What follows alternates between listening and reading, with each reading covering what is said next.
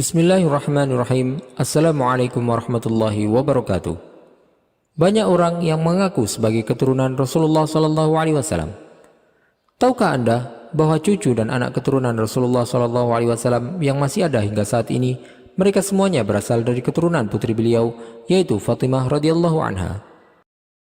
Karena Rasulullah Sallallahu Alaihi Wasallam adalah manusia paling mulia dan pemimpin seluruh umat manusia, maka memiliki nasab yang bersambung kepada beliau adalah sebuah kemuliaan yang tidak diragukan lagi. Anak keturunan Fatimah radhiyallahu anha pun kemudian dinisbahkan kepada Rasulullah sallallahu alaihi wasallam dan bukan lagi kepada ayah mereka. Para ulama menyebutkan bahwa hal tersebut merupakan salah satu keistimewaan Rasulullah sallallahu alaihi wasallam dan para keturunan beliau dijuluki dengan Sayyid ataupun Syarif. Di manakah anak keturunan beliau tersebut berada saat ini? Silakan simak video ini sampai selesai.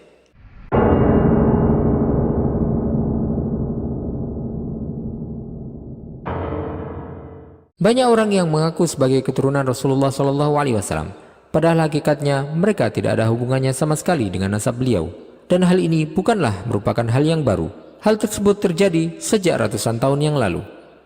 Hal itu dilakukan karena berbagai alasan, baik untuk mendapatkan keuntungan materi maupun untuk mencari kedudukan yang tinggi di tengah masyarakat. Ketika kita berbicara tentang keturunan Rasulullah Sallallahu Alaihi Wasallam, maka kita akan membahas tentang anak-anak beliau. Putra Rasulullah Sallallahu Alaihi Wasallam semuanya telah diwafatkan oleh Allah Subhanahu Wa Taala ketika Rasulullah Sallallahu Alaihi Wasallam masih hidup. Yang tersisa adalah cucu beliau, yaitu Hasan dan Husain. Mereka berdua adalah putra dari Ali bin Abi Thalib radhiyallahu anhu, sepupu Rasulullah Sallallahu Alaihi Wasallam, dengan putri beliau Fatimah radhiyallahu anha. Anak keturunan Fatimah radhiyallahu anha pun kemudian dinisbahkan kepada Rasulullah Sallallahu Alaihi Wasallam dan bukan lagi kepada ayah mereka. Para ulama menyebutkan bahwa hal tersebut merupakan salah satu keistimewaan Rasulullah Sallallahu Alaihi Wasallam. Di antara yang menjadi landasan hal tersebut adalah sabda Rasulullah Sallallahu Alaihi Wasallam, "Fatimatu bid'atun minni." Fatimah merupakan bagian dari darah dagingku. Sebagaimana juga Rasulullah Sallallahu Alaihi Wasallam menyebutkan tentang cucu beliau, yaitu Al Hasan dengan sabda beliau, "Inna bni hadza sayyid." Sesungguhnya anakku ini adalah seorang sayyid yang mulia. Di mana beliau menyebutkan cucu beliau dengan panggilan anakku. Kemudian dari keturunan Husain yang tersisa hanyalah Ali Zainal Abidin, dan Ali bin Husain radhiyallahu anhuma merupakan satu-satunya dari keturunan Rasulullah sallallahu alaihi wasallam yang selamat dari peristiwa Karbala, dan dari anak keturunan beliaulah tersambung nasab Rasulullah sallallahu alaihi wasallam hingga saat ini melalui jalur Husain. Maka perlu Anda ketahui bahwa siapapun yang bernasab kepada Husain radhiyallahu anhu hingga hari ini merupakan keturunan dari Ali bin Husain radhiyallahu anhuma. Sementara dari keturunan Hasan ada dua orang anak, yaitu Hasan al-Musanna dan Zaid al-Ablaj. Dan dari ketiga orang inilah keturunan Rasulullah sallallahu alaihi wasallam ada hingga saat ini yang tersebar di seluruh penjuru dunia. Mereka adalah Ahlul Bait, para Sayyid dan Syarif, yang dikenal nama-nama mereka serta tercatat nasab mereka hingga sampai ke Rasulullah Sallallahu Alaihi Wasallam. Ketika terlahir seorang bayi dari kalangan Syarif, namanya akan dicatat dan ditulis nasabnya hingga sampai ke Rasulullah Sallallahu Alaihi Wasallam. Tidak diragukan lagi bahwa para keturunan Rasulullah Sallallahu Alaihi Wasallam menempati kedudukan yang tinggi. Ketika masa Daulah Mamalik, terdapat sebuah jabatan yang disebut sebagai Naqibul Ashraf, yang mana jabatan tersebut merupakan ketua dari para syarif keturunan Rasulullah Sallallahu Alaihi Wasallam. Hal tersebut dilakukan untuk memberikan hak dan keistimewaan bagi mereka, baik dari sisi sosial maupun politik. Di antara keistimewaan khusus yang diberikan kepada para syarif di masa dinasti Utsmani adalah pembebasan pajak dan terbebasnya mereka dari tuntutan biasa. Ketika terjadi pengaduan hukum terhadap salah satu syarif, maka Naqibul Ashraflah yang akan menghakimi aduan tersebut dan menjatuhkan hukuman kepada pelaku tindak pidana. Naqibul Ashraf jugalah yang bertanggung jawab dalam menjaga rantai nasab keturunan Rasulullah Sallallahu Alaihi Wasallam. Kantor Naqibul Ashraf berada di ibu kota dinasti Utsmani, dan kedudukan ini selalu ada di tiap masa pemerintahan Utsmani. Jabatan Naqibul Ashraf ini juga bertugas untuk mencatat setiap kelahiran baru dari keturunan Rasulullah Sallallahu Alaihi Wasallam.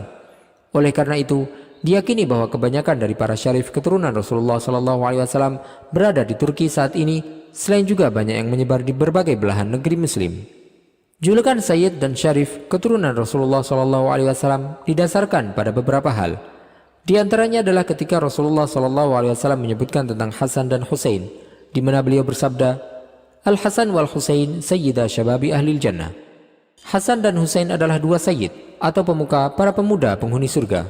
Adapun julukan syarif yang berarti mulia disebutkan karena mereka memiliki nasab yang tersambung kepada Rasulullah SAW yang mulia.